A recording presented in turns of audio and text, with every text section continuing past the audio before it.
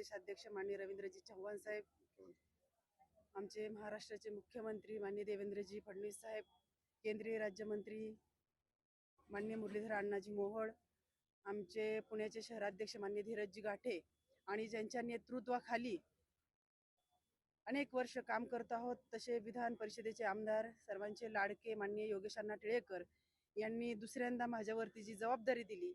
ती जबाबदारी मी आमच्या भारतीय जनता पार्टीच्या सर्व वरिष्ठ नेत्यांचे आणि आमच्या सर्व भारतीय जनता पार्टीचे पदाधिकारी असतील, आमचे कार्यकर्ते असतील आणि सर्व मित्रमंडळी असेल या आणि मतदार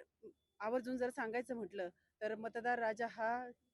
आपल्या बरोबर आहे आणि सर्वांची मैत्री, सर्व कार्यकर्ते मतदार राजा यांनी आज जो माझ्यावरती विश्वास दाखवला, विकास आणि विश्वास याच्या जोरावर आज मी प्रभागामध्ये फिरले आणि तोच विश्वास परत अजून मला 5 वर्ष काम करण्यासाठी दाखवला आणि या विश्वासाच्या जोरावर, या मतदार राजाच्या जोरावर मी 5 वर्ष काम करणार आहे. आमच्या ज्या पक्षाच्या वरिष्ठ नेते असतील त्यांनी जे जे काही जबाबदारी दिली ती नक्की मी पार पाडेल आणि आज एवढंच सांगेल की प्रभागामध्ये काम करत असताना जनता बरोबर घेऊन काम करणार आहे आणि सर्व जणांना सोबत घेऊन काम करणार आहे, एवढंच या ठिकाणी बोलले.